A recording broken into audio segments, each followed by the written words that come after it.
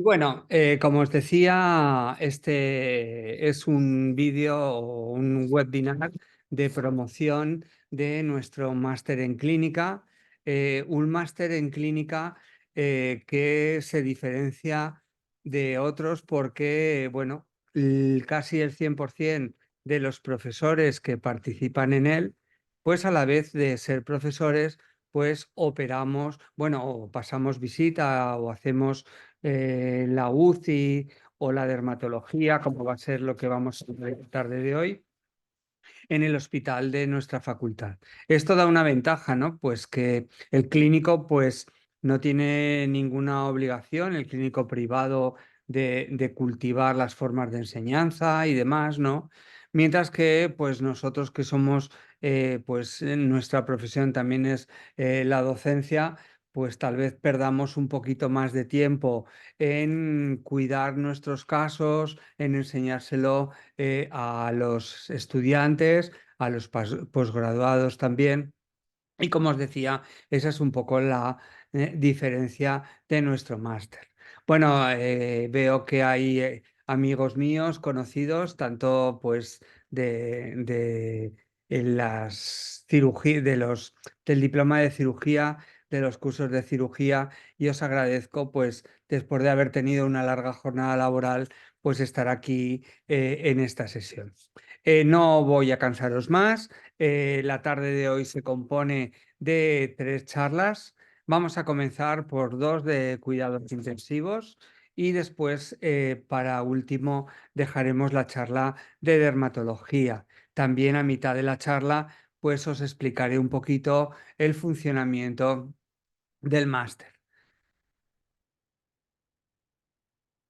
Me preguntáis si se graban los seminarios. Bueno, casi se me olvida, ¿verdad? Pero sí, grabamos el seminario y una vez que haya terminado, pues lo pondremos en algún portal y os enviaré la clave para poderlo seguir. Y si alguien pues todavía está en la clínica, pues que sepa que ahí lo tendréis, ¿no? Bueno, gracias, Inga. Vamos para allá ya y a ver que no me pierda, que yo no soy muy hábil en estas cosas. Voy a salir de la pantalla aquí. Compartir pantalla. Aún no. Y vamos a comenzar por el seminario, por la charla del doctor Carlos Torrente. Las charlas me las han grabado. De todas las maneras, cualquier duda sobre la charla, estaremos encantados de resolverla. Es cuestión de que nos hagáis la pregunta en el chat o a mi correo electrónico y, lógicamente, a ellos no les he obligado a estar ahora entre nosotros, pero con mucho gusto también nos resolverán vuestras dudas. Entonces vamos ya con la charla del doctor Carlos Torrente,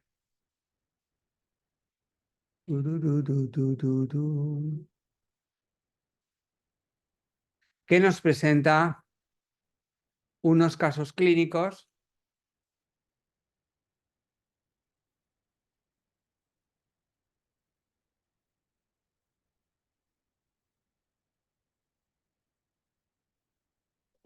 Hola, buenos días. Soy Carlos Torrente, uno de los ponentes del máster en clínica de pequeños animales, en concreto en temario de medicina de urgencias y cuidados intensivos en pequeños animales. Quería presentaros parte de los contenidos que luego desarrollaremos en el máster, en aquellos que hacéis el máster completo o bien aquellos que hacéis el módulo de urgencias y medicina intensiva, presentaros un poco, en base a un caso clínico, aspectos que luego trataremos de forma con más profundidad y que, bueno, pueden ser interesantes conocer antes de decidiros a participar en estos cursos de posgrado que realizamos desde hace tantos años, ¿vale? El caso en cuestión que quería presentaros es un caso relativamente frecuente, pero no por ello menos relevante desde el punto de vista que nos va a servir para luego, al final del mismo, recapitular un poco aspectos que yo creo que pueden ser los aspectos interesantes a los cuales profundizar y en los cuales tendréis contenido y desarrollo extenso en el posgrado en sí. ¿De acuerdo? El caso en concreto, pues quería comentar es el de Rossi. Rossi era un Rottweiler de unos 7 kilos de peso, 3 meses de edad, que vino a consulta presentando un cuadro de anorexia, vómitos, diarreas profusas de 72 horas de evolución. Atendiendo a la historia clínica, el paciente tenía una historia vacunal incompleta y reciente, no estaba desparasitado, al menos no se había podido comentar, y sí que había sido tratada en su veterinario con antibiótico inyectable horas antes de haber sido reportado para segunda opinión a nuestro hospital. ¿De acuerdo? El cachorro en sí, pues avanza esto, perfecto.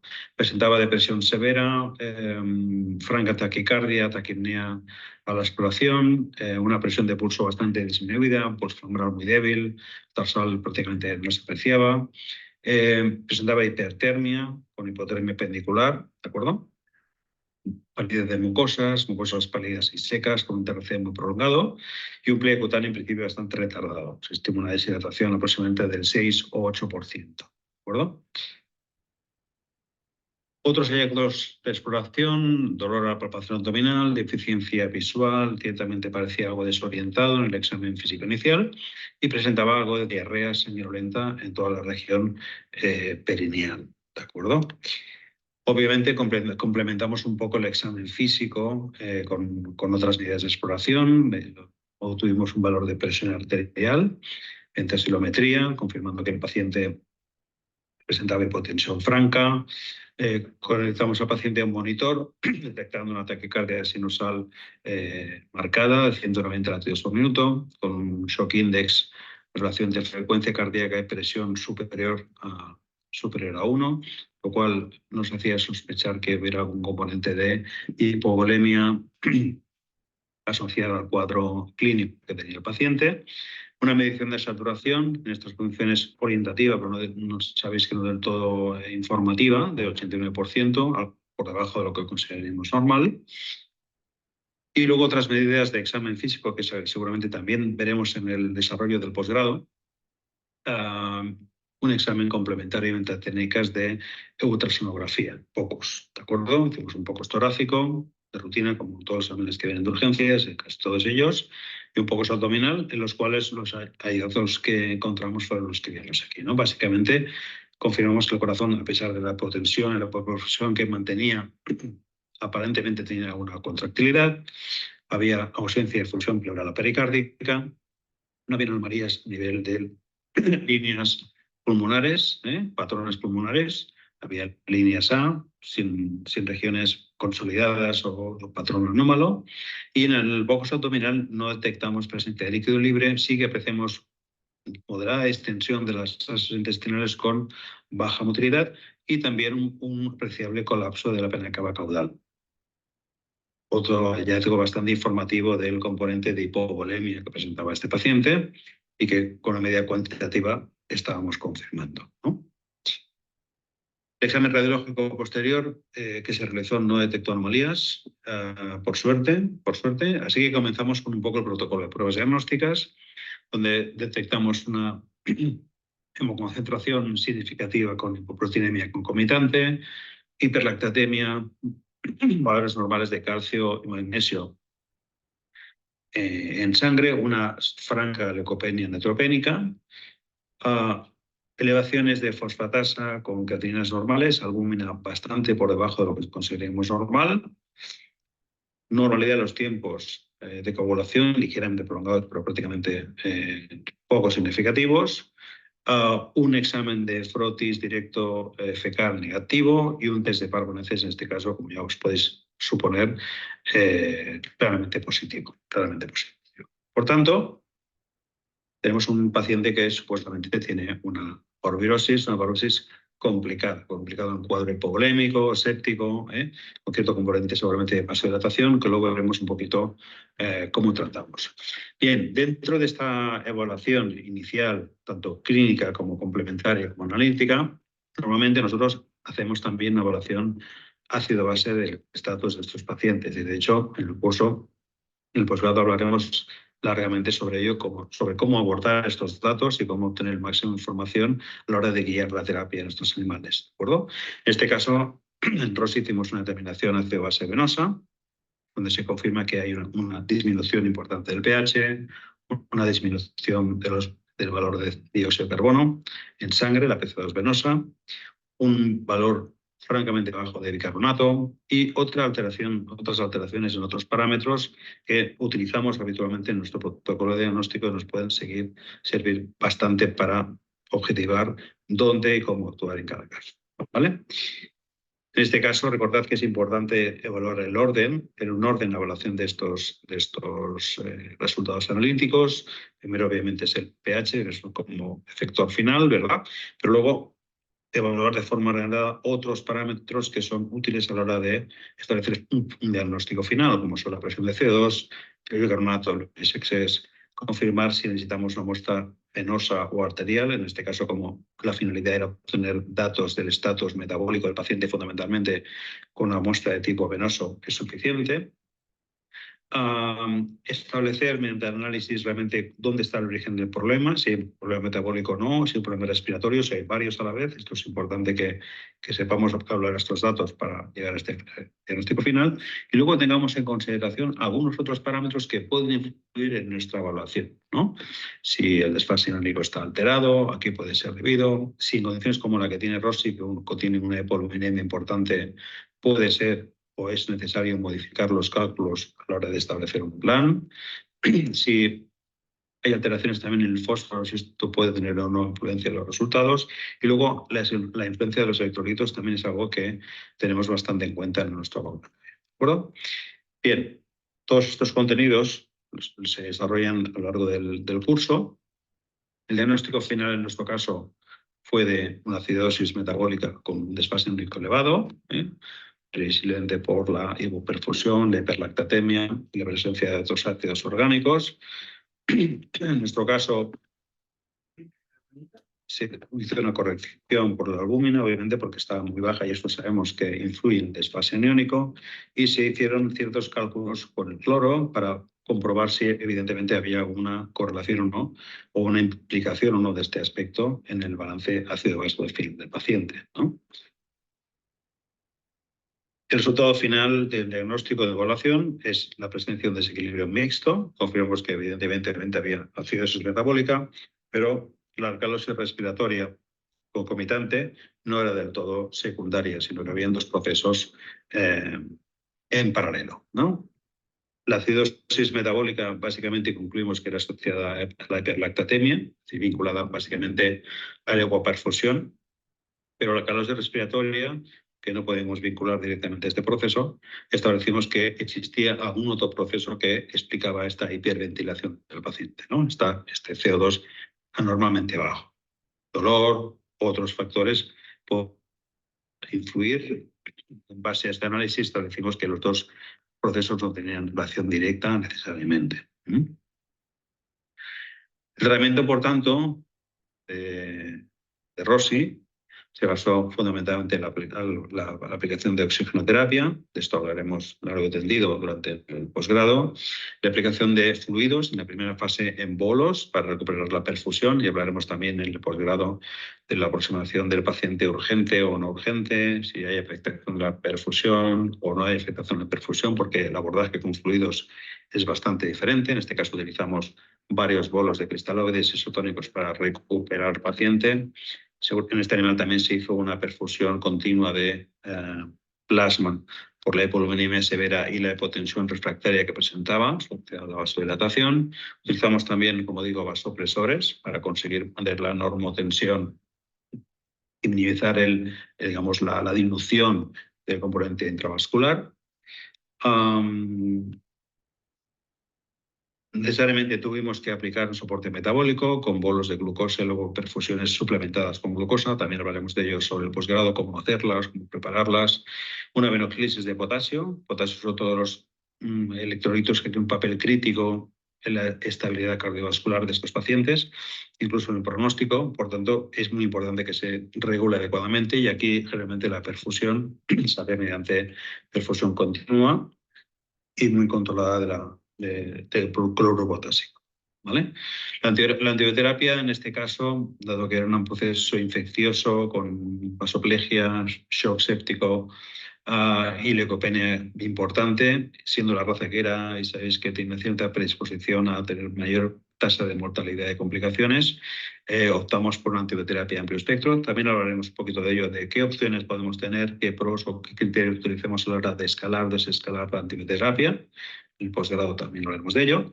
Y utilizamos una terapia antiemética básica en base a maropitán. Conforme fueron pasando los días, evidentemente el tratamiento fue variando. Afortunadamente la evolución de Rossi fue favorable. Pudimos ya aplazar un plan de fluidoterapia de mantenimiento, rehidratación, pérdidas continuas, del cual también hablaremos a largo tendido durante el posgrado. Seguimos aportando el soporte metabólico en base a la glucosa mientras el paciente no fue capaz de mantener la glucosa por sí mismo. Utilizamos antibioterapia, una antibioterapia de amplio espectro, que en este caso ya os he comentado que era combinada, básicamente para un espectro de gram positivos con la clindamicina en aerobios y un espectro mayoritariamente de gram negativos con la cefa de tercera generación. Al maropitán que ya habíamos iniciado, añadimos un tratamiento con antiméticos de rescate y a dosis altas con efecto procinético también concomitante.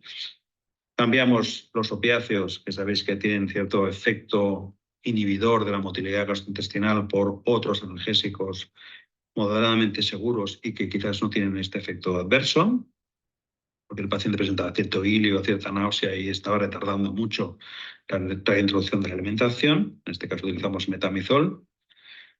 Y en la medida de lo posible, a los segundo o tercer día ya comenzamos a introducir mediante sonda nasogástrica el soporte nutricional, inicialmente parcial. Recordad que en estos animales comenzamos por temas mecánicos y por temas de malnutrición asociada grave.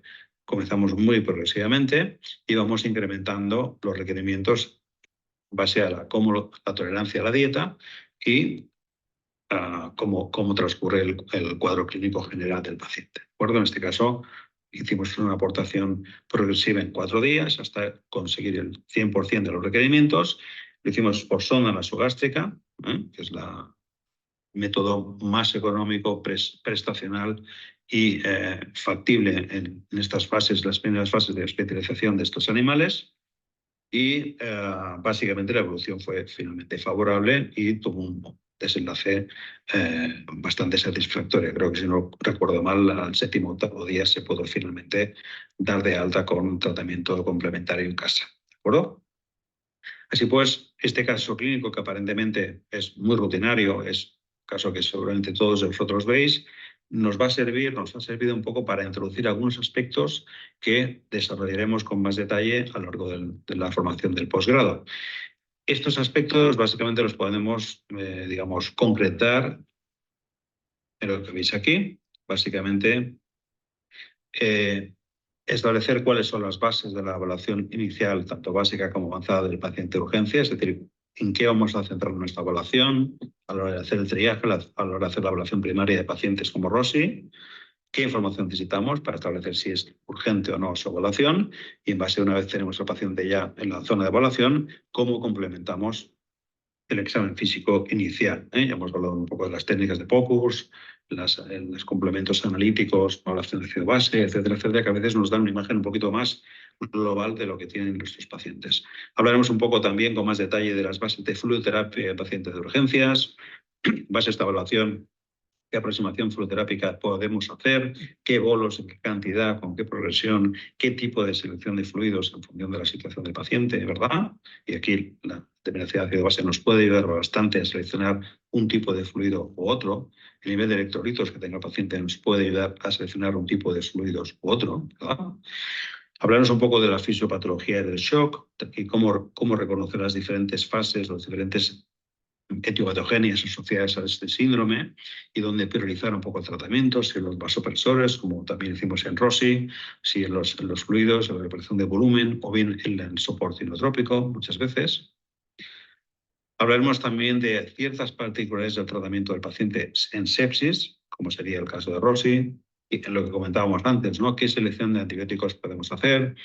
¿Qué selección de tratamientos complementarios? ¿Qué hacemos cuando la vasoplegia la tratamos con vasopresores y es refractaria?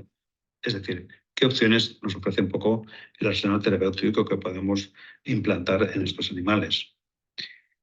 Hablaremos también un poco, obviamente, de la evaluación diagnóstica y terapéutica de los desequilibrios ácido-base, básicamente en cómo abordamos estos datos y cómo procedemos a una evaluación ordenada, que nos sirva para complementar un poco los datos que obtenemos de otros resultados analíticos o de pruebas de diagnóstico a la hora de abordar el tratamiento de nuestro paciente o el seguimiento.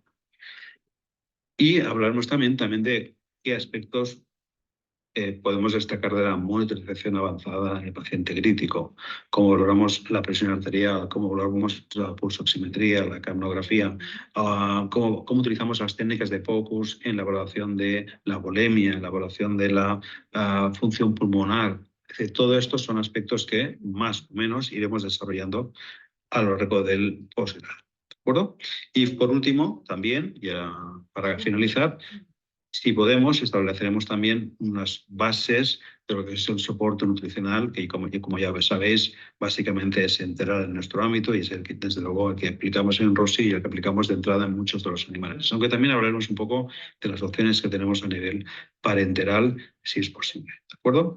Sin más, quería presentaros este caso clínico un poco como excusa para llegar al punto final en el cual os he desarrollado esta serie de puntos que creo que seguramente serán de vuestro interés porque son de aplicación diaria en el manejo de pacientes tanto de urgencias como de cuidados intensivos y seguramente os van a surgir dudas en cuanto a cómo implementarlos en vuestra práctica habitual y la idea un poquito del posgrado es pues eso, que sea orientativo, que sea útil y que os permita os ofrezca herramientas que luego podéis aplicar en vuestra actividad clínica. Sin más, os espero a todos. Es un placer estar de nuevo con vosotros y nos vemos pronto en el posgrado. Un saludo. Hasta pronto. Bueno, gracias al doctor Carlos Torrente. Bueno, él es compañero mío ya desde hace mucho tiempo.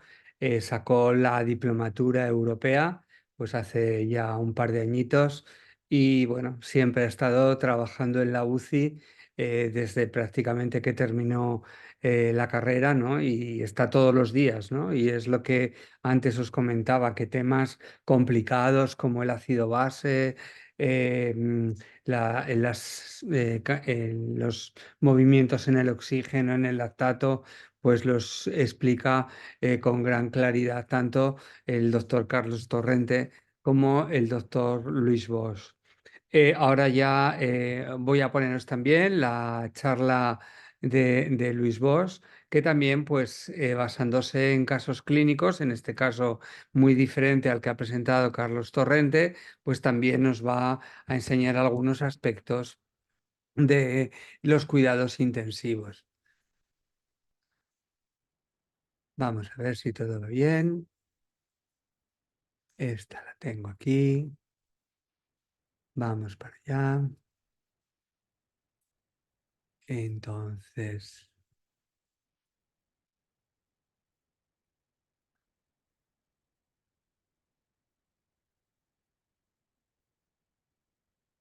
esta se termina. Esta la quito. Y aquí tenemos ya la de Luis Bosch.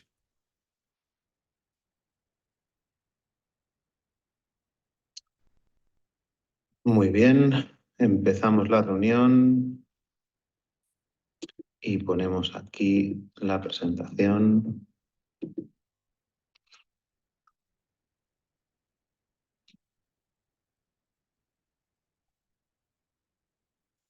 Bueno, muy buenas tardes a todos. Espero que estéis muy bien. Mi nombre es Luis Bosch y formo parte del grupo o el equipo docente del máster en clínica de pequeños animales que ofrecemos en la Universidad Autónoma de Barcelona. Para los que no me conozcáis, aquí está mi currículum. Soy diplomado especialista europeo y americano en cuidados intensivos y imparto docencia en este máster en el módulo de emergencias y de cuidados intensivos. Entonces, un poco la idea de este webinar cortito es un poco enseñaros qué es lo que hacemos durante las clases, qué tipo de docencia hacemos y que podáis ver un poco a lo que estaréis expuestos si os apetece uniros, que espero y deseo que sí, ¿no? Entonces, esta presentación os la he enfocado como la presencia o el manejo de dos casos clínicos para que entendáis que si queréis hacer este máster, cómo os va a poder ayudar en vuestra clínica diaria, ¿no? Cómo os va a ayudar en el enfoque de los casos. Así bien, tenemos el primer caso clínico. El primer caso clínico es algo que probablemente estaréis acostumbrados a ver. Es un bichón de 6 años, una perrita castrada que está bien vacunada, está bien desparasitada, es indoor, pasea con correa, pero parece que ha tenido vómitos los últimos días y los propietarios cuando han llegado a casa se la han encontrado respirando con bastante dificultad, ¿no? Y esto es un poco lo que tenemos. Se nos presenta un paciente ortopneico a nuestro servicio de urgencias. Vemos una respiración superficial con esfuerzo mixto, no hace mucho ruido en la inspiración, pero sí hace bastante esfuerzo en la expiración y como veis la postura del paciente es ortopneica, ¿no? Entonces, bueno, en este caso clínico, ¿no? Su examen físico inicial es un perro que, como habéis visto, está alerta, tiene 190 de cardíaca, respira con un patrón sincrónico a 80 respiraciones por minuto, tiene una temperatura normal, pero con tendencia a ir un poquito hacia abajo. Parece que pueda tener un soplo y crepitaciones, las mucosas están en color rosado pálido, el tiempo de reinado capilar es prolongado y el pliegue cutáneo es correcto, ¿no? Cuando miramos su presión arterial sistólica está en 90, con unos kilométricos, con lo que habitualmente lo miramos, y su saturación es del 91%. Entonces, bueno, ¿cómo lo enfocamos esto, no? Pues nos gusta plantear un esquema inicial de trabajo y estos son los tipos de preguntas que os vais a hacer seguro en el manejo de este tipo de casos y que es importante tener un poco de esquema, ¿no? ¿Cómo lo abordamos? Pero cómo lo abordamos en base al examen físico, a los hallazgos, a lo que pensamos que puede tener el paciente. Plantearíamos dar medicaciones, pero ¿cuáles daríais? ¿No? ¿Daríais fluidoterapia? ¿Cuál? Si dais fluidoterapia, ¿cuál escogeríais? O no, o por el contrario, no le daríais ninguna, ¿no? ¿Haríais una radiografía? ¿Haríais una analítica? ¿En qué momento lo haríais? ¿Cuál sería esta? ¿No? Y aquí os enseño una cosa curiosa que vemos en el examen físico de este paciente cuando lo miramos, y es lo que se llama el test de la vena safena, ¿no? Que os añade también información. La vena safena en este paciente, como veis, se mantiene ingurgitada todo el rato. Esto es un signo claro de hipervolemia, ¿no? Y si tenemos un paciente con todos los hallazgos clínicos que estamos viendo, un posible soplo, etcétera, una vena safena tan ingurgitada, tan marcada, pues es probable que nos estemos, digamos, enfrentando a un paciente que pueda estar en un fallo cardíaco, ¿no? Pero hay otras posibilidades. Entonces, un poco el abordaje que habitualmente hacemos es oxigenoterapia, sedación, hacemos una ecografía rápida de tórax que nos permite un poco decidir qué tipo de paciente tenemos delante, le ponemos una vía y sacamos sangre, ¿no? Para hacer una analítica, y esta analítica mínima va a ser esta que tenéis aquí, ¿no? Esto sería un poco el esquema de trabajo. El qué, el cómo, qué tipo de oxígeno, qué sedación, qué vamos a ver en la ecografía, esto lo vais a aprender a lo largo del máster, ¿vale? Pero este esquema os tiene que servir al menos para poder afrontar, ¿no? Cuando ponemos el ecógrafo en el tórax del paciente, pues nos encontramos cosas importantes como son todas estas cometas o líneas B que veis aquí. Si además miramos el ratio entre la aorta y el atrio izquierdo, lo vemos que está aumentado 2 veces por encima de lo que es el tamaño de la aorta. Y tenemos un animal que, aunque este no es el mismo que habéis visto, exactamente lo mismo le pasó, ¿no? Que tenemos un animal que con 2 sondas de oxígeno tiene una disnea importante y persiste la ortopnea, ¿no? La analítica rápida que tenemos, la veis aquí, no es muy relevante. Tenemos algunas cosas como el potasio bajo, que os enseñaremos cómo se tiene que regular. Pero a partir de aquí uno tiene que poder tomar decisiones, ¿no?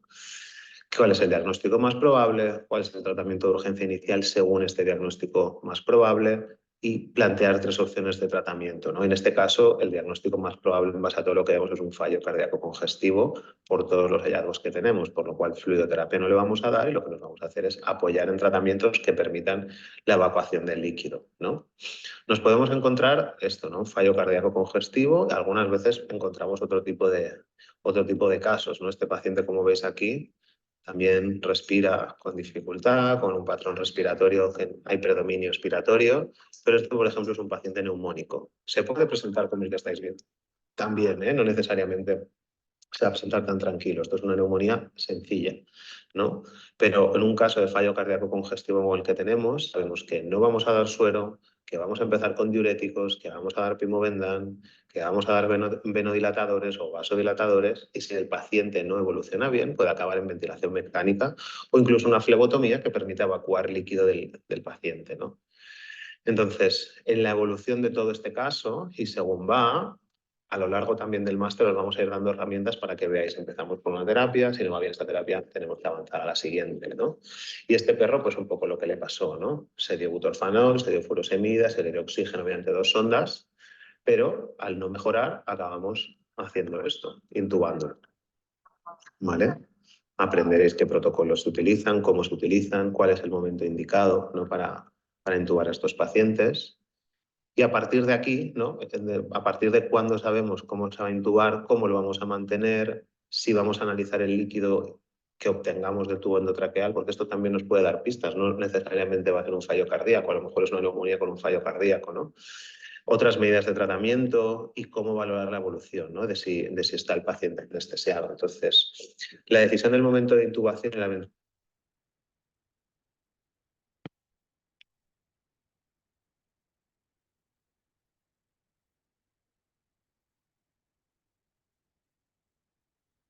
Propofol, Alfaxan, ¿no? Las proteínas totales del líquido servirán para decidir si esto es más probable un fallo cardíaco o no lo es. Todo lo que son recuentos superiores a 3 gramos de cilitro o 4 de proteínas son normalmente exudados que corresponden más a procesos neumónicos o inflamatorios que no un fallo cardíaco, ¿no? Podemos usar vasodilatadores en casos muy refractarios y la gasometría arterial o la saturación de oxígeno y el CO2 que los van a dar la evolución, nos van a decir por dónde se está moviendo el paciente y qué tenemos que hacer, ¿no? Este caso, de hecho, evolucionó así. De no poder oxigenar bien a pesar del tratamiento inicial, tuvo que pasar a la ventilación mecánica. La ventilación mecánica inicial mostraba una oxigenación bastante mala. Esto fue mejorando conforme pasó el tiempo. Aquí ya veis unos valores de presión de oxígeno de 90, que lo normal es entre 80 y 120, con poco soporte. Mejoró mucho este perro con unas horas de ventilación y al día siguiente ya lo teníamos bien, ¿no? Entonces, bueno, aunque hemos empezado con una perrita diferente y estos 2 casos compartían lo mismo, la evolución al final es la misma y sucede que el paciente es capaz de recuperarse, pero desde luego todas las pequeñas, digamos, diferencias que pueda haber respecto a otros casos, los momentos adecuados, las terapias, todo esto lo vamos a ver durante las clases del máster, como os decía. Por eso, si os lo estáis pensando, es el momento de apuntaros, porque todo esto lo vais a poder aprender. El segundo caso también es muy interesante. Es una boxer de 7 años, es una perrita castrada que está bien vacunada, pero vive en una granja. Esta perra nos la trajeron porque tosía y hoy tenía dificultades, en el momento de admisión tenía dificultades para el caminar, había vomitado una vez tras haber bebido muchísimo agua. Cuando admitimos a este perro, vimos que estaba deprimido, era capaz de entrar caminando, pero su propietario decía que estaba débil, tiene una cardíaca elevada y llamaba la atención que en el electrocardiograma tiene unos complejos más grandes y otros más pequeños. Esto es lo que se llama hipovoltaje o alternancia eléctrica, ¿no? Entonces su respiratoria era correcta, estaba fría, la temperatura era baja, la auscultación era lejana, las mucosas eran pálidas, el tiempo rellenado era prolongado y la presión arterial sistólica tampoco era muy elevada, ¿no? Nuevamente son las mismas preguntas, ¿no? ¿Qué haríais con este caso y cómo lo abordaríamos? ¿Haríamos pruebas de imagen ya? ¿Cuáles haríamos? Etcétera, ¿no? Porque en esta perra teníamos signos de shock hipovolémico, pero podrían ser otros también, otros tipos de signos los que estamos viendo, ¿no? No solo una hipovolemia, sino un shock distributivo que también pudiera estar formando parte de lo que presentaba. Podríamos dar o no fluidoterapia. La auscultación lejana siempre te debe preocupar porque puede ser que sean masas, que sea líquido lo que no deja que ausculte o la propia hipovolemia. Necesitas pruebas de imagen rápidas, ¿no? Como son la ecografía rápida, una analítica de urgencia rápida que te permita ver un poco lo que pasa, ¿no? Y pensar en otros posibles tratamientos, ¿no? Va a necesitar analgésicos, va a necesitar algo porque sangra, va a necesitar antibióticos, ¿no? Bueno, en este caso hicimos una ecografía rápida de tórax y esto es lo que vimos. Si os fijáis, este perro tenía lo que se llama un tamponamiento cardíaco, no una efusión, es decir, hay efusión pericárdica, pero también vemos una aurícula que tampona, que no permite la entrada de líquido en el corazón derecho y por lo tanto en el izquierdo. Y si no hay líquido en el corazón izquierdo, el gasto cardíaco es bajo. Si el gasto cardíaco es bajo, el perro está muy débil, ¿no? Siendo un boxer de 7 años, el diagnóstico probable o más probable, ¿cuál creéis que sería? Pues quizás fuera una masa, ¿no? Quizás fuera un cáncer.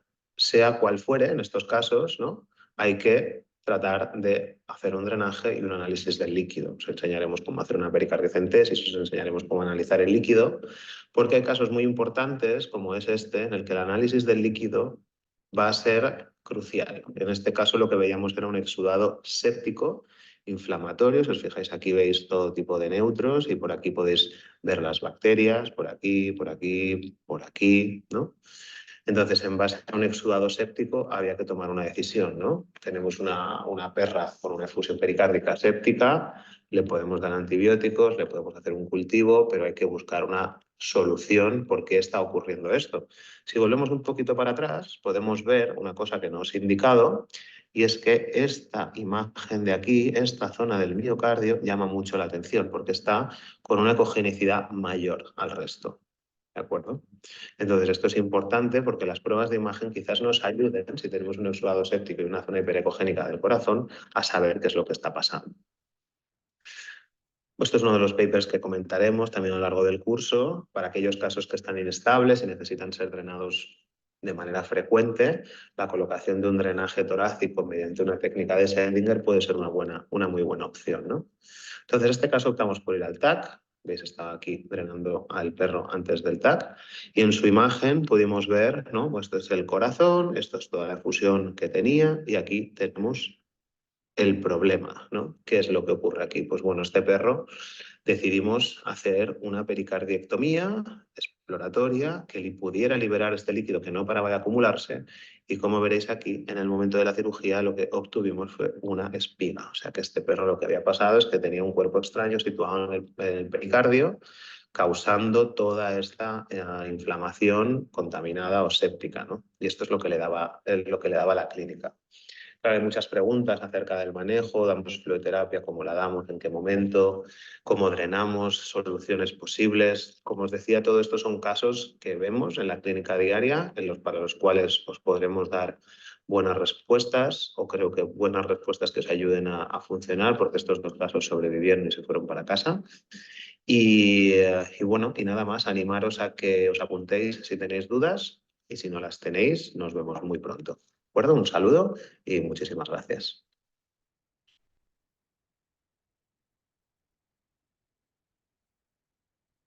Muy bien. Bueno, ya habéis visto la calidad del doctor Bosch.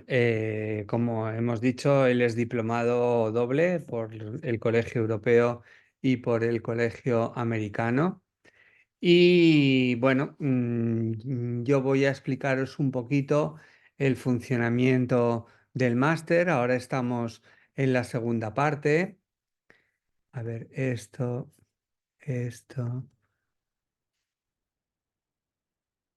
Vale.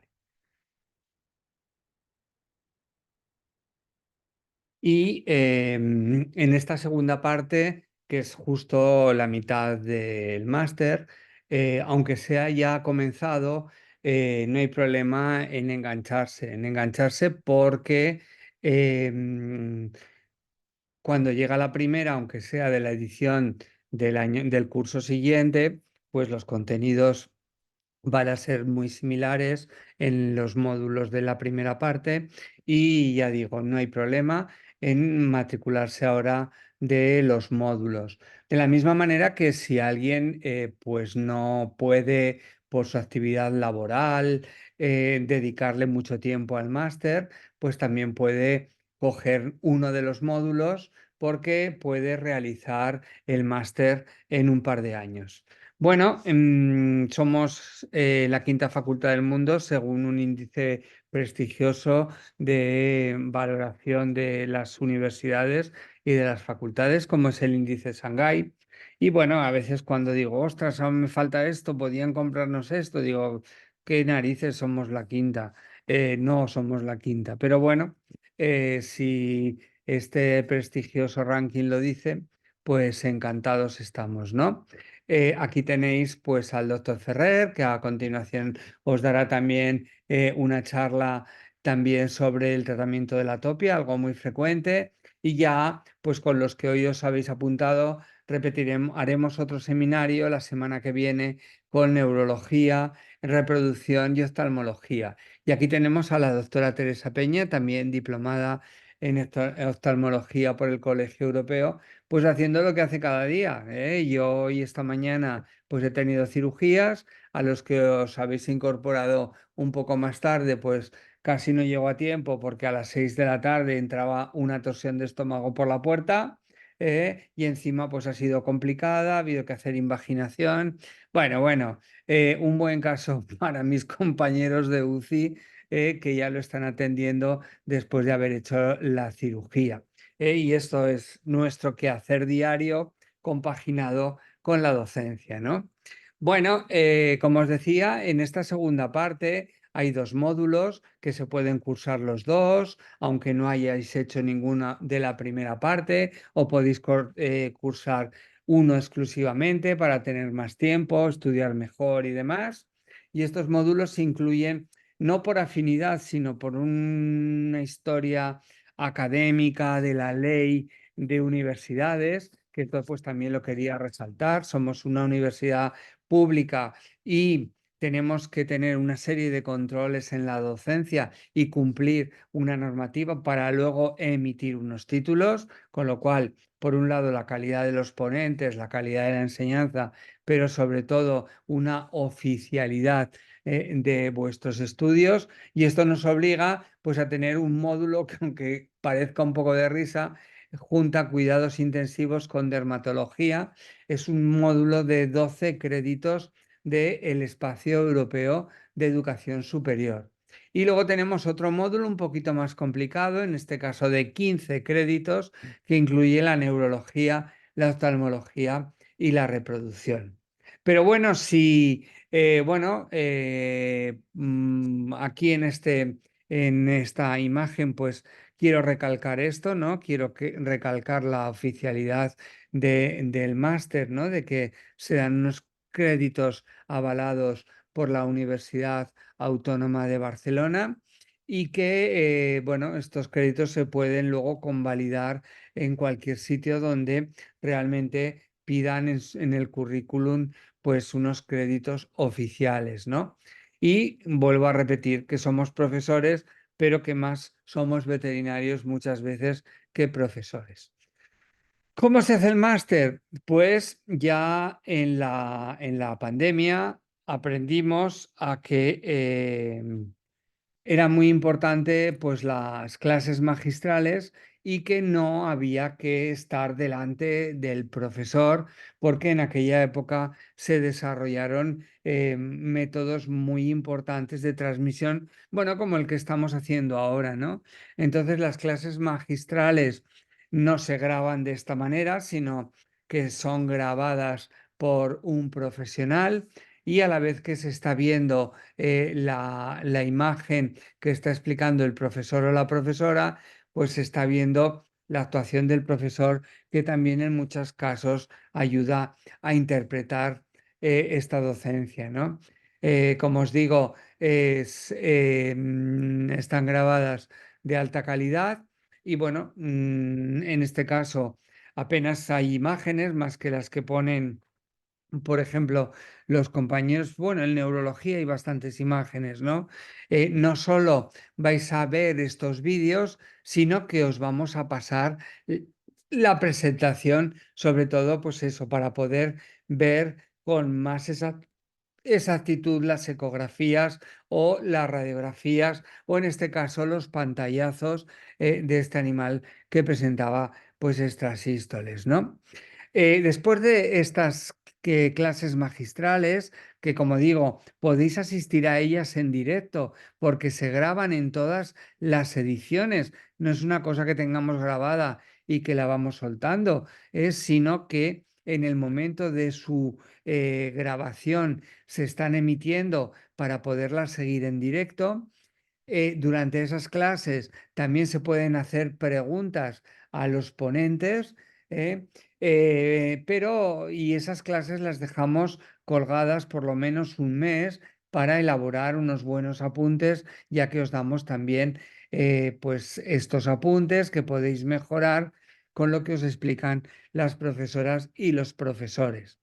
Pero después viene algo muy importante, que es el desarrollo de los casos clínicos. Os mostramos el caso clínico real, cómo llega, las pruebas que se le han hecho, y os pedimos un primer diagnóstico y qué pruebas más harías pues para confirmar ese diagnóstico. Tenéis que ir contestando a los casos clínicos y poco a poco resolviendo estos casos clínicos. Creo que es una información muy valiosa y que, bueno, es como si estuvieseis viviéndolo en vuestra clínica, ¿no? Además de los casos clínicos, donde se os van haciendo preguntas, vais contestando, el profesor responde lo que él haría, ¿verdad? Podéis discutir con él por qué no lo haríais así. Pues también tenemos el Journal Club.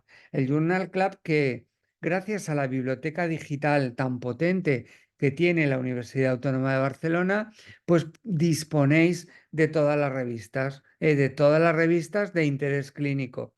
A mí, pues claro, me gusta más la cirugía, por ejemplo, el Veterinary Surgery, pero tenéis el Clinics of North America, tenéis el YADMA, el YAJA, todas las revistas, el Veterinary Record, donde no solo estudiaréis los artículos que os plantean los profesores, sino que también podéis buscar lo que queráis. Y no solo el journal, sino como veréis ahora, numerosos libros. Bueno, estas son las fechas, vamos con tiempo, estamos a mitad de enero, pero no os durmáis. El sistema es como si os estuvieseis matriculando de los estudios de veterinaria cuando los hicisteis. Hace falta unos trámites y no es un proceso de hoy para mañana, con lo cual os ruego que no dejéis para muy adelante si os interesa matricularos. Ahí pongo el inicio de los cursos y bueno, este es el programa, no os voy a cansar porque ya a los que os habéis apuntado al seminario os enviaré esto posteriormente y lo podréis ver con detenimiento, pero destacar esto, ¿no? Que la oftalmología es impartida por dos profesionales de mucho calado, la doctora Teresa Peña, la doctora Marta Leiva, las dos son diplomadas por el Colegio Europeo de Oftalmología y bueno, tienen un servicio fantástico con muchísimos clientes y lo que yo sí que les pido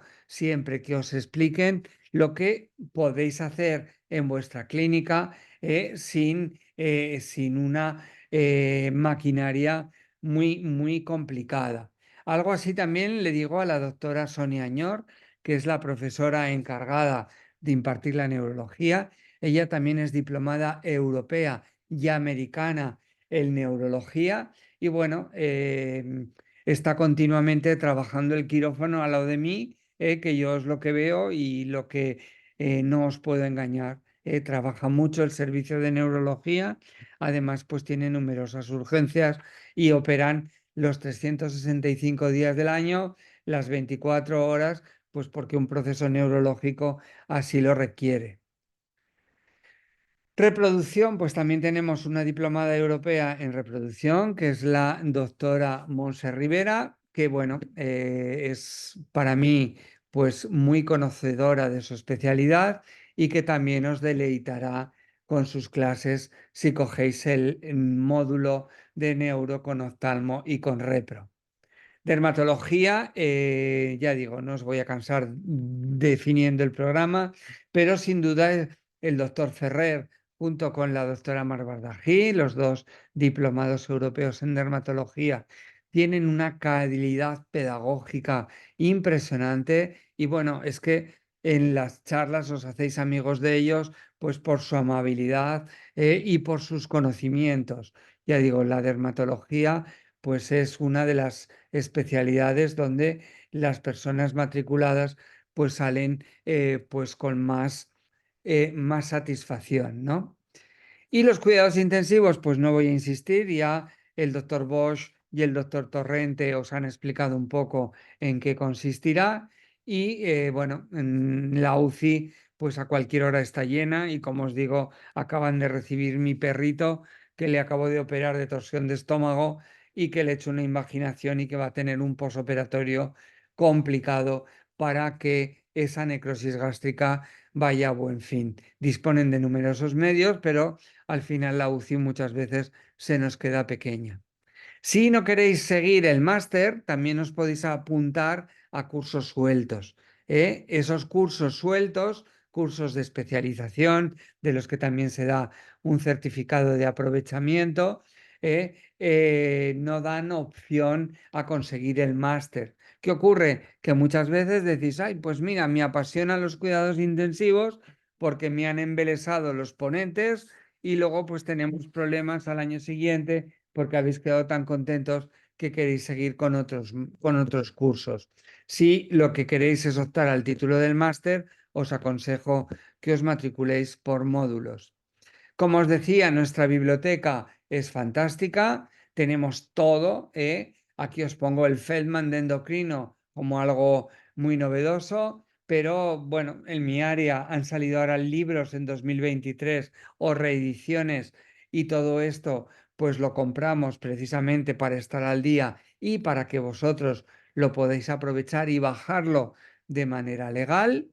Y es otro también de los motivos. El precio de cualquier libro pues está en 300 euros o $400 y de esta manera en formato PDF los vais a poder conseguir de manera legal. Bueno, ¿quién avala el diploma? Pues como os decía, la Universidad Autónoma ya desde hace muchos años reconocida en toda Europa. La Facultad de Veterinaria, como os he dicho, colocados según, perdón, según el índice Shanghái en la quinta del mundo. Y luego, pues, nuestro hospital donde trabajamos todos los profesores y donde os hacemos las enseñanzas. Muy bien. Vale, pues con esto quería simplemente terminar la charla de lo que es el máster y ya a continuación os voy a poner la ponencia del doctor Ferrer, que bueno, a mí siempre me encanta, aunque sea de dermatología. Dejo de compartir. Ahora miraré el chat para iros contestando y vamos ya con el doctor Ferrer. Esta de aquí es.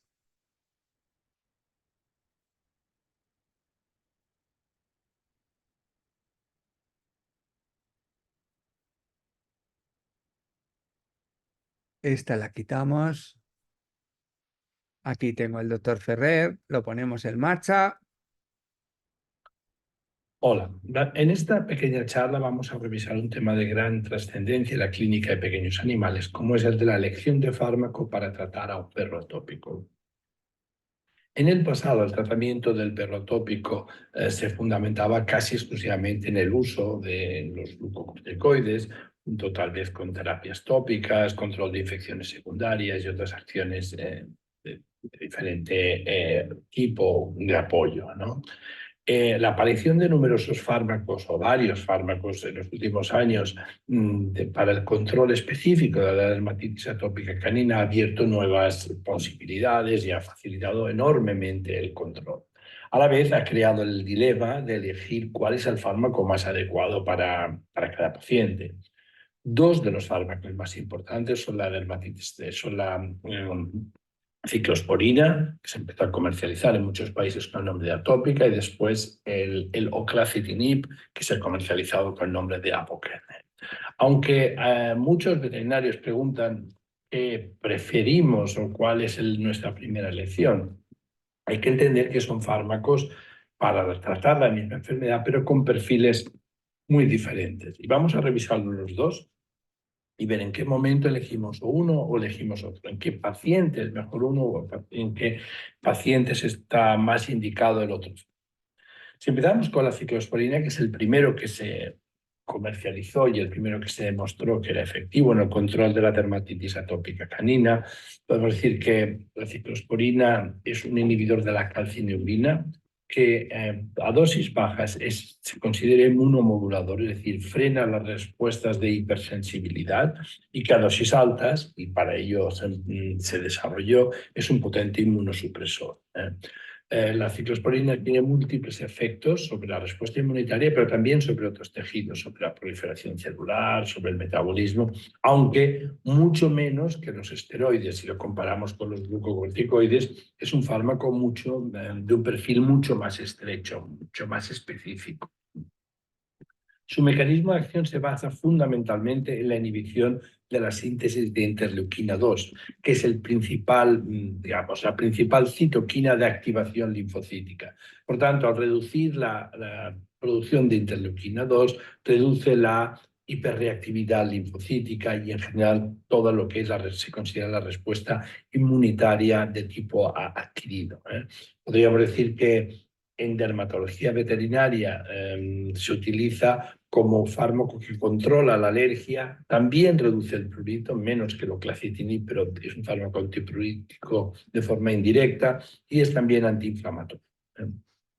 En este esquema veis que el mecanismo de acción de la ciclosporina es relativamente complicado. Aquí la tenéis en rojo, ciclosporina A.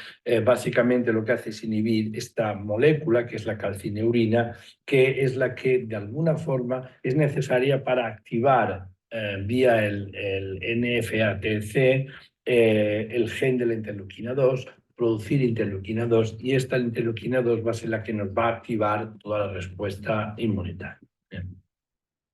La ciclosporina a dosis bajas de 5 miligramos por kilo es muy efectiva en el control de la dermatitis atópica canina. Estudios que muestran que tiene una eficacia parecida a los glucocorticoides, aunque de aparición más lenta. Pensar que en el caso de la ciclosporina como inmunosupresor, la dosis es más del doble. A partir de 10-15 miligramos por kilo de peso se considera una dosis inmunosupresora real. En personas se está utilizando, por ejemplo, en trasplantes renales, a dosis de casi 20 miligramos por kilo de peso. El fármaco es muy seguro en el perro, es decir, más, por ejemplo, que los glucocorticoides, pero tiene algunos efectos adversos. Los más importantes son gastrointestinales, el vómito, sobre todo, que se puede llegar a presentar en un 15-20% de los perros, la diarrea, que es más grave pero menos frecuente, y luego ya efectos adversos menos comunes, como la hiperplasia gingival o el hirsutismo, etc. Tiene algunas contraindicaciones, pero son pocas. En el perro no se puede prescribir a animales que tienen historia reciente de neoplasias, que tienen diabetes, porque tiende a subir algo los niveles de glicemia, ni tampoco en pacientes con infecciones sistémicas graves. Si resumimos lo que son las ventajas y inconvenientes de la ciclosporina como fármaco para el tratamiento de la dermatitis atópica canina, podemos decir que entre las ventajas tiene una eficacia elevada, similar a los corticoides. Se puede utilizar durante años, es un fármaco pensado para el uso crónico precisamente. Incluso en las fases avanzadas se puede ir reduciendo la dosis y, en fin, o sea, ya tenemos casi 20 años de uso de ciclosporina en dermatitis atópica y se sabe que es un fármaco seguro. No requiere un test previo, tampoco se requiere realizar excesivos controles para ver si hay efectos adversos. Es combinable con otras terapias. Veremos que en general se combina inicialmente con la prednisolona, y una ventaja muy buena que tiene es que como su mecanismo de acción es lento pero también duradero, a medio y largo plazo se puede ir reduciendo la dosis o la frecuencia de administración, y con dosis pequeñas conseguimos mantener la dermatitis atópica en remisión, cosa que con otros fármacos, por ejemplo el clacitinib, no se consigue. En el lado de los inconvenientes tenemos que la ciclosporina tiene efectos adversos, sobre todo gastrointestinales. Por tanto, yo no la suelo recomendar, o casi nunca la utilizamos en pacientes que tienen problemas gastrointestinales. También tiene como efecto adverso el que es un poco lenta, o como inconveniente que es un poco lenta en llegar a la acción plena, y ya comentábamos que se suele combinar al inicio con prednisolona. Tiene algunas interacciones medicamentosas, es un fármaco que interacciona con la glicoproteína P y por tanto si se administra con otros fármacos puede tener interacciones medicamentosas, por ejemplo con ivermectina o con otros fármacos, y también se metaboliza a través del sistema de citocromos, y algunos inhibidores de los citocromos pueden aumentar los niveles séricos de ciclosporina. Y finalmente hay que considerar que en algunos países esto varía mucho, pero el precio puede ser elevado, en especial en perros de tamaño grande. Está bien estudiado que cuando pensamos que un paciente atópico va a ser tratado con ciclosporina, lo mejor es empezar del inicio con prednisolona. Se puede dar prednisolona junto con la ciclosporina, por ejemplo, en este estudio lo hacen durante 28 días, dan la ciclosporina y diariamente junto con la prednisolona, y la prednisolona la van reduciendo cada semana hasta llegar a retirarla. Y aquí veis que la reducción del prurito, que es lo que muestra esta escala en las ordenadas, es mucho mayor si se da la ciclosporina con la prednisolona. Es decir, conseguimos que a los 7 días prácticamente ya haya un control del 80 o 70, 80% del prurito. Mientras que si se da la ciclosporina sola, tarda mucho más en conseguir la remisión del prurito. A partir del mes o del mes y medio, si la respuesta es buena, podemos después empezar a bajar la dosis de ciclosporina, primero administrándola cada 48 horas, incluso después cada 72 horas, ¿no? Se estima que del total de perros atópicos que tratemos con ciclosporina, un 25% necesitará que mantengamos el tratamiento diario, un 50% podrá mantenerse con un tratamiento cada 48 horas y un 25% se podrá mantener solo con 2 o 3 dosis semanales. Si cuando utilizáis la ciclosporina os aparecen efectos adversos, hay algunos pequeños trucos que podemos utilizar para minimizarlos o para evitarlos. Sobre todo en relación al vómito, que es el más frecuente. Lo primero es recomendar que la ciclosporina se administre siempre con la comida. Sin comida es más irritante para la mucosa gástrica y hay más perros que vomitan.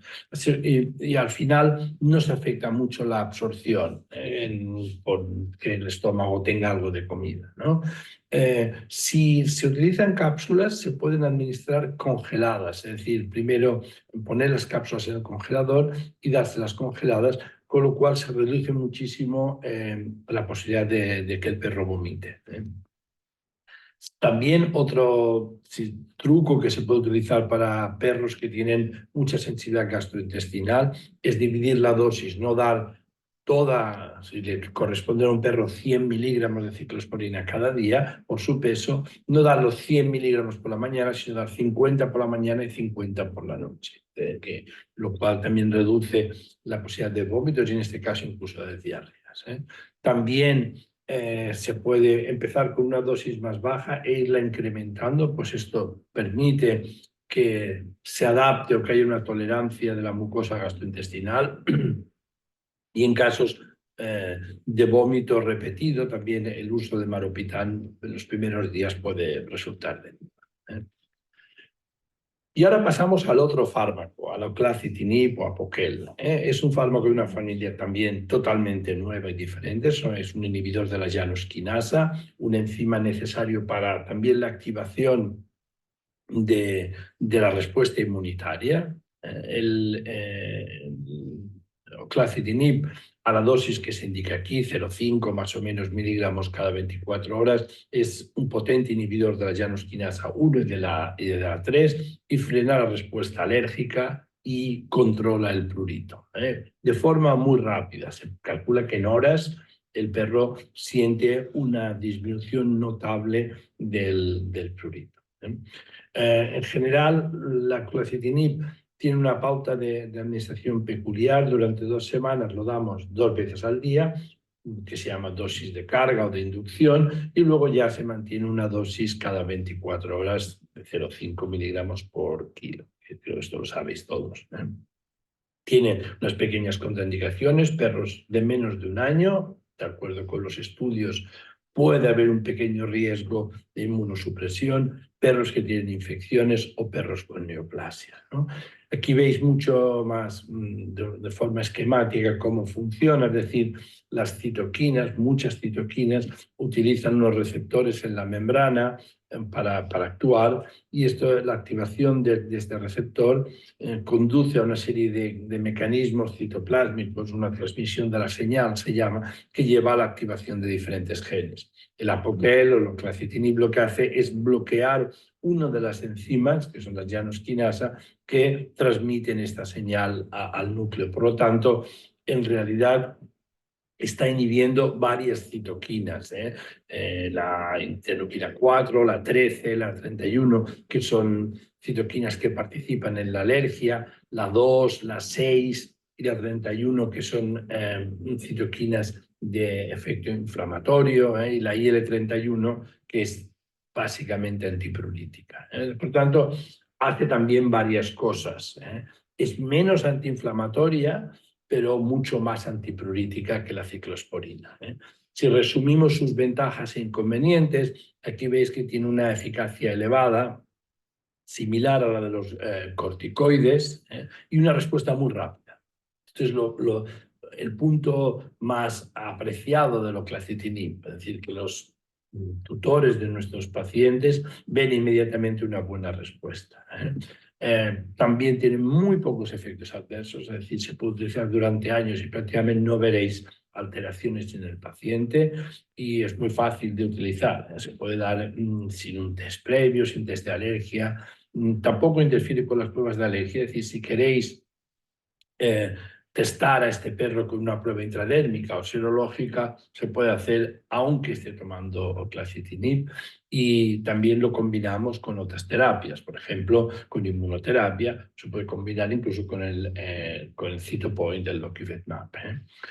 ¿Qué inconvenientes tiene el oclacitinib? Bueno, a veces veréis que en algunos perros, cuando se pasan de la administración 2 veces al día, 15 primeros días, a una administración al día, hay algunos perros que tienen un rebote del prurito o de las lesiones.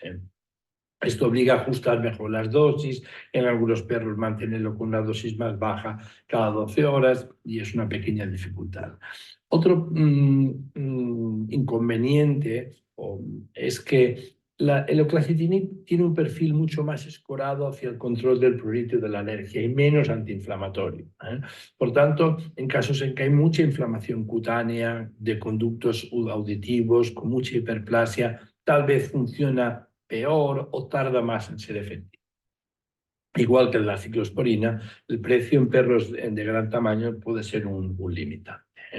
Si comparamos el perfil de estos 4 fármacos en cuanto a su capacidad antiinflamatoria, que tenemos aquí en este eje, y su capacidad antiprurítica, vemos que son claramente diferentes. Oclacitinib y Lokivetmab tienen una gran potencia antiprurítica. El oclacitinib, a la vez, también es un fármaco bastante antiinflamatorio. Sin embargo, el Lokivetmab, el Cytopoint, es casi puramente antiprurítico. La prednisolona tiene gran capacidad antiinflamatoria, nos marca este eje, pero menos capacidad antiprurítica que estos fármacos. Y la ciclosporina está cerca de la prednisolona en capacidad antiinflamatoria y de control de la proliferación tisular, pero es menos prurítico que los otros 2. Claro, ¿cuál es el mejor en un paciente determinado? Bueno, depende de varios factores. Lo primero que tenemos que recordar es que el control de la dermatitis atópica se realiza generalmente en 2 fases. Una primera fase de control del brote agudo, en el que garantizamos o revisamos y tratamos, si las hay, que el paciente no tenga infecciones, y nos interesa parar el ciclo del prurito de forma rápida. Una vez se ha controlado prurito e infecciones, se pasa a una fase siguiente, que es la del control a largo plazo o mantenimiento, en el que mantenemos al paciente sin infecciones y con buen control del prurito. En la fase 1, en la fase de control rápido del prurito, vamos a tener que contar con uno de estos 3 fármacos, o con glucocorticoides, que actúan rápido y bien, o con oclacitinib, o con el citopoin, el loquibemab. Otras terapias que también son efectivas, como la ciclosporina, sola no se van a poder utilizar en esta fase. Necesitamos el refuerzo de un glucocorticoide. Lo que queremos es, en 3 o 4 semanas, como veis en este paciente, pasar de un paciente con grave prurito axilar, facial y de la región inguinal, a un paciente en el que estos signos clínicos han desaparecido. A partir de aquí, que lo tenemos controlado, empezará la fase de mantenimiento y iremos reduciendo probablemente las dosis de fármacos. En este caso, se trató con oclacitinib. Claro, el control a largo plazo es mucho más importante y requiere la colaboración de los propietarios. Requiere que se mantenga un buen control de ectoparásitos, que se bañe adecuadamente con frecuencia, que la alimentación sea la adecuada y que de alguna forma reparemos la barrera epidérmica con fármacos, por ejemplo, con ácidos grasos esenciales, con ceramidas o simplemente con un buen control de la inflamación y el prurito. En esta fase de mantenimiento, aquí los fármacos que tenemos son diferentes. Hemos dicho que en la fase inicial podemos elegir entre prednisolona, oclacitinib o loquibemab. En la siguiente fase podemos seguir con el oclacitinib o loquibemab, pero tenemos la opción de la ciclosporina o de la inmunoterapia alérgeno específica. En general, solemos decidir desde el inicio cuál será el plan que vamos a seguir. Vamos a hacer prednisolona con ciclosporina, o vamos a hacer oclacitinib, o puede ser oclacitinib y después pasar a inmunoterapia alérgeno específica. Y lo mismo con el loquibemab. Se puede utilizar como terapia única en fase aguda y crónica, o empezar con loquibemab en fase aguda y luego pasar a inmunoterapia alérgeno específica. ¿En qué caso uno u otro? Depende mucho de cada paciente y el tener esta diversidad de fármacos nos permite hacer una terapia individualizada. Por ejemplo, si valoramos en qué casos empiezo con oclacitinib o empiezo con ciclosporina y prednisolona, bueno, en general esto depende de muchos factores, de la edad del paciente, de si tiene otras enfermedades o no, del tipo de la dermatitis atópica, de si está tomando otras medicaciones y también de cómo son los fármacos. Por ejemplo, de las contraindicaciones. Si es un perro de menos de 1 año, no voy a empezar con oclacitinib. También de los potenciales efectos adversos. Si es un perro que ha tenido historia o tiene de enfermedad intestinal o gastrointestinal, la ciclosporina no es el mejor fármaco, etc. Y sobre todo, si el fármaco es más antiinflamatorio o más antiprurítico. Por ejemplo, y resumiendo, yo en general el oclacitinib está indicado en la mayoría de casos de dermatitis atópica como tratamiento inicial, excepto si se trata de un perro con infecciones de menos de 1 año de edad o con neoplasia. Es una buena opción. En especial, por ejemplo, en pacientes en que otros fármacos no están tan indicados como pacientes que han tenido un cuadro gastrointestinal. ¿En qué casos lo veo menos claro? En los casos en que el proceso tiene un componente inflamatorio crónico muy marcado. Y en estos casos tiendo a utilizar más la ciclosporina con prednisolona. Por tanto, en la mayoría de casos el oclacitinib es una buena primera elección. Luego veremos si continuamos con oclacitinib o lo pasamos a inmunoterapia alérgeno específica en la fase de mantenimiento. Y en algunos casos la ciclosporina es la elección. Una posibilidad es porque el oclacitinib no ha funcionado. Hay casi un 20% de pacientes que no responden bien al oclacitinib y, por tanto, vamos a probar la ciclosporina. Empezaremos con ciclosporina, prednisolona y luego solo con ciclosporina. También en algunos pacientes en que el cuadro es especialmente inflamatorio y crónico. Por ejemplo, los West Highland White Terriers con esta hiperplasia, casi displasia epidérmica, con la piel negra hiperpigmentada como elefantes. En estos suele ser más efectivo la combinación prednisolona-ciclosporina que solo la eloclacitinib. Por ejemplo, en pacientes con otitis externa de tipo hiperplásico, o con pododermatitis crónicas hiperplásicas muy marcadas, en todos estos yo suelo elegir como primera opción la prednisolona ciclosporina y luego solo ciclosporina porque hay más potencia antiinflamatoria. Y creo que con esto acabamos. Hemos visto el tratamiento de la dermatitis atópica dividido en el tratamiento del brote agudo y en el tratamiento de mantenimiento. En el brote agudo decidiremos qué fármaco utilizamos para el control de la inflamación del prurito y de la hipersensibilidad. Trataremos las infecciones secundarias y cuando el paciente esté controlado empezaremos la fase de mantenimiento en el que podemos valorar iniciar la inmunoterapia de lesión específica o simplemente continuar con champús y tratamientos tópicos de esfingolípidos que reparan la barrera cutánea, si esto es suficiente, más o menos algún fármaco de soporte de estos que hemos visto. Espero que os haya resultado útil y que nos veamos en el máster, los que tengáis intención de avanzar en vuestros conocimientos en medicina y cirugía de pequeños animales. Hasta pronto.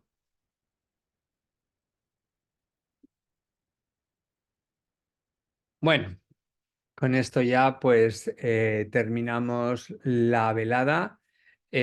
Como ha dicho el doctor Ferrer, pues espero que os haya sido útil y no os preocupéis, os mandaré información a los que habéis asistido al webinar y gracias por vuestra atención y estamos muy contentos de la asistencia que hemos tenido. Un saludo, buenas noches.